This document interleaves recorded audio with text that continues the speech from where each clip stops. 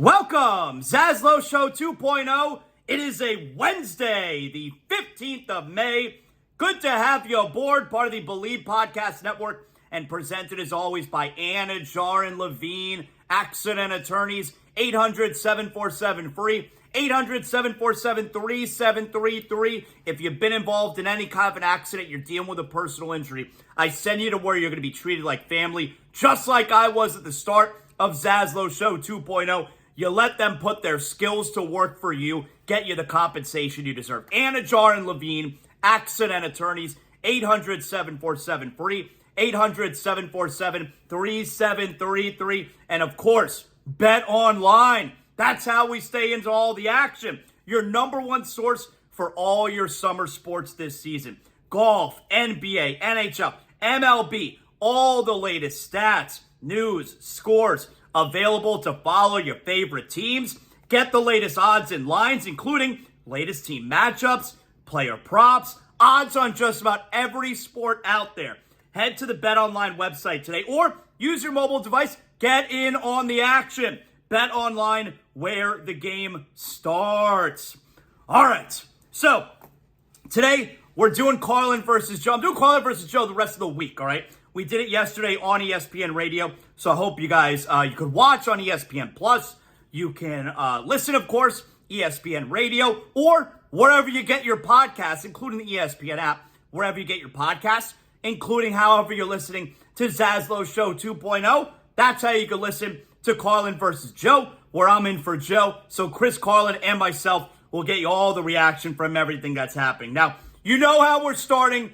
We got to go with the Panthers. Panther fan is very upset. Now, look, I like being able to find ways to get you guys involved in the show, because we're not on live radio anymore. They calls. So I like sometimes being able to get interaction with you guys. Find ways to get you guys on the show. So I did ask you guys on social media this morning, after last night's Game 5 loss, the Panthers blank.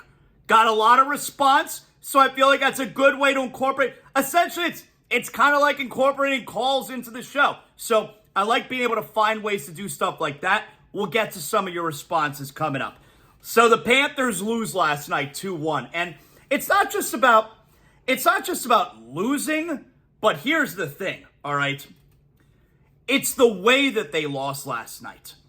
The game, it ended up being 60 minutes of aggravation.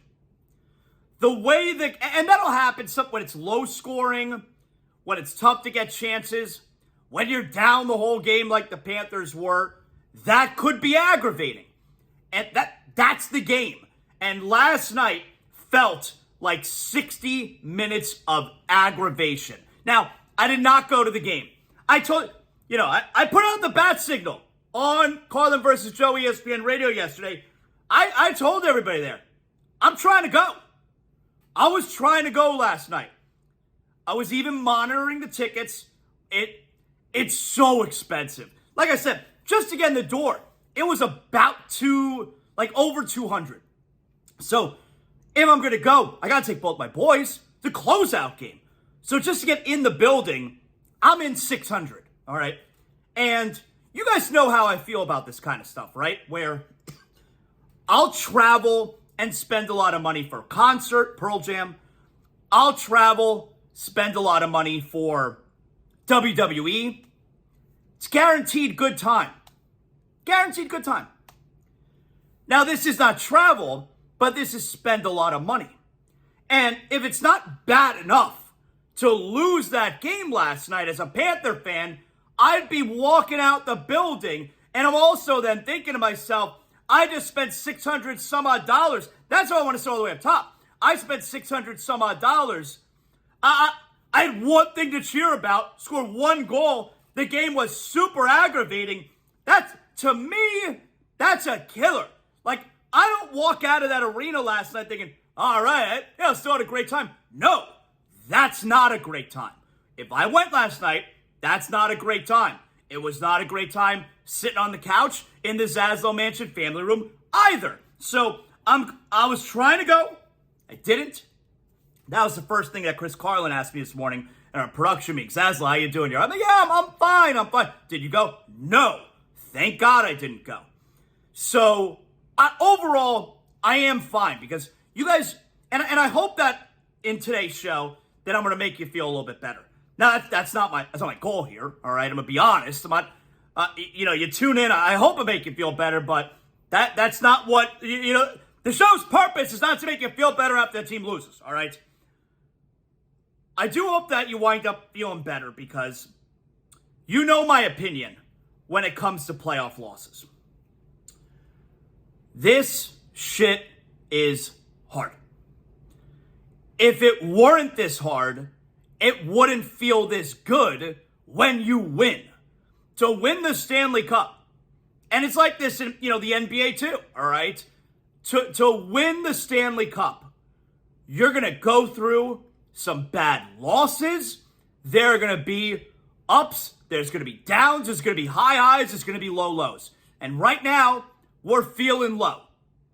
This is how the postseason goes. You're going to have some shit nights. And last night was a shit night. And now, not just the team, but as a fan, how are you going to respond? You're going to pout around? We got an extra day. Game 6 on until Friday. You're going to pout around, and you're going to sulk.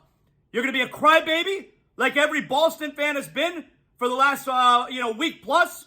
How are you going to react to it? How are you going to handle it? You're going to be a sissy? Butch the fuck up. Be mad last night. I was mad last night. Now today, you dust that shit off. You get ready for Game 6 Friday night. That's how you got to do it. This shit is hard. It's not going to be all, flowers and bunny rabbits. This is hard stuff. That's why it feels good in the end if you wind up winning. So, to me, the biggest difference, and look, 5 minutes into the game, I said to my cycle, I do not like this start. We are sleepwalking through the start of this game. And then, of course, Boston went up 1-0. Not surprisingly, we sleptwalked through that entire first period.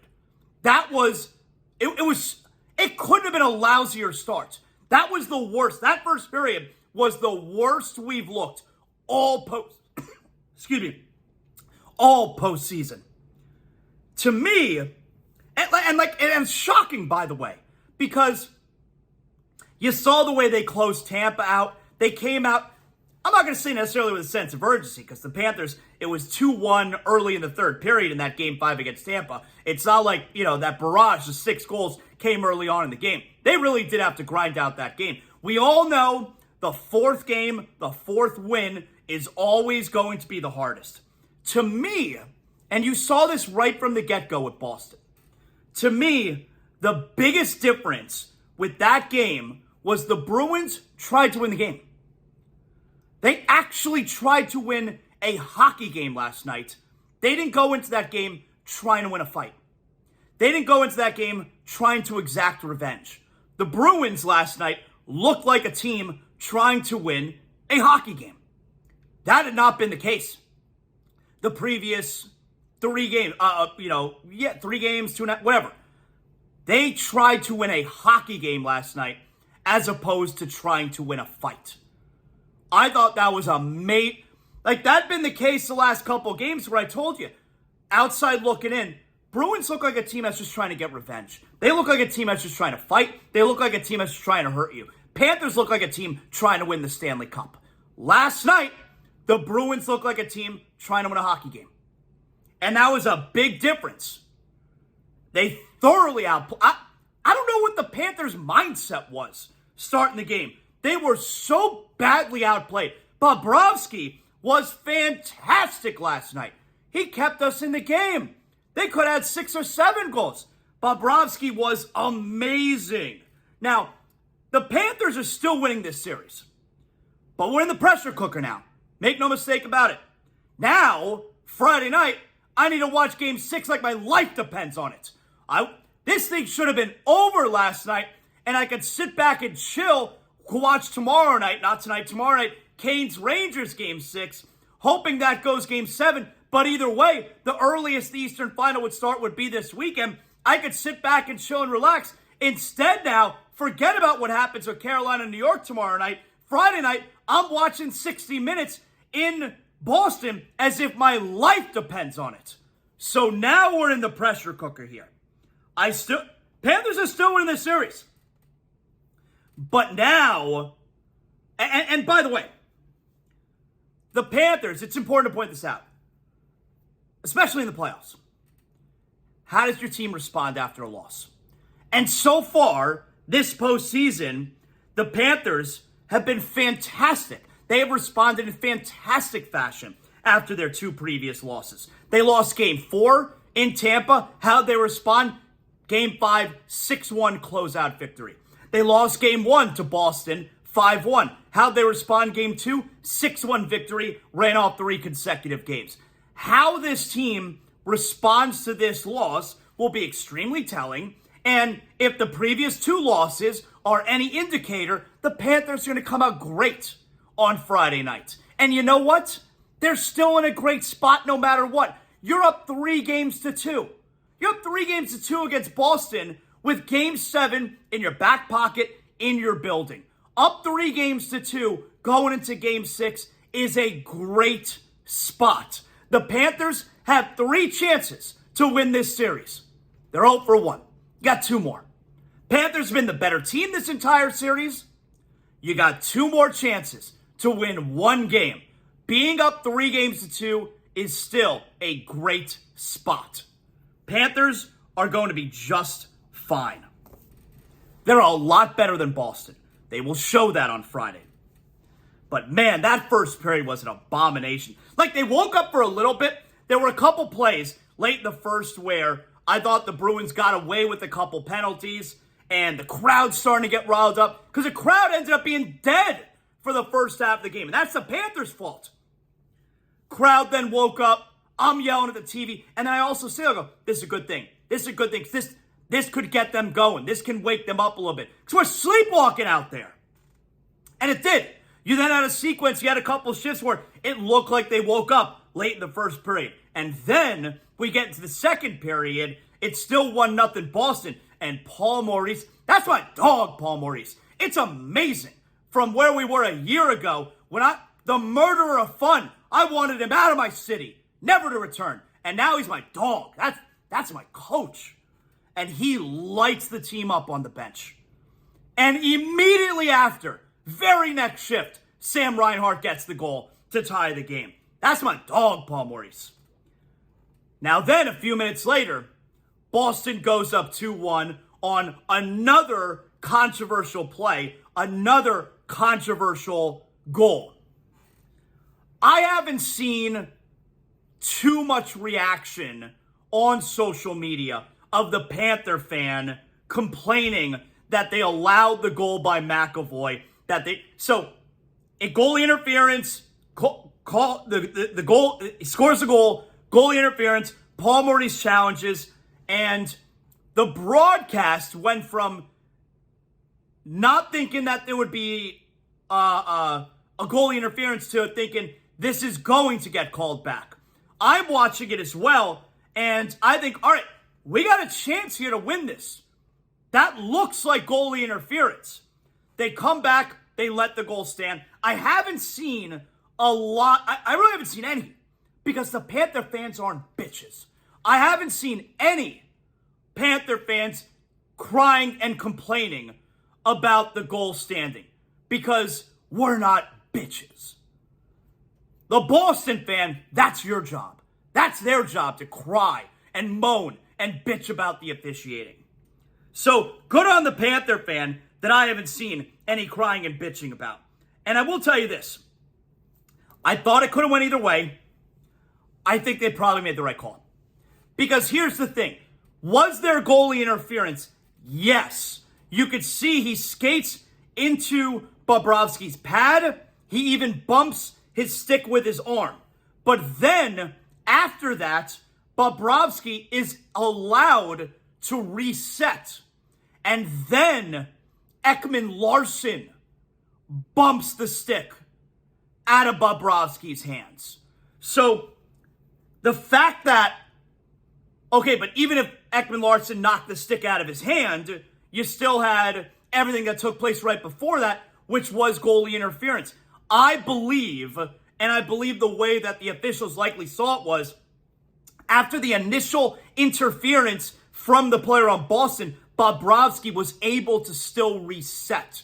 And then when he reset, Ekman-Larsson knocked the stick out of his hands, and then the goal came in. So because it looked like he was allowed to reset after the initial bump by the Bruin player, I believe that's why they let the goal stand. And I think they probably got it right. It could have went either way. I don't have a problem with the officials allowing that goal. I definitely don't think it has anything to do with, oh, we should have called the last one on Sam Bennett, so we're going to let this one go. No, that's ridiculous. I don't believe that at all. So overall, I'm not sitting here crying at all about the officiating. Panthers had their chances. That first period was an abomination. You'll see how this team responds after a loss. 2 previous losses, they've responded fantastic. Bobrovsky was still great yesterday. He'll be great again on Friday. We own that building.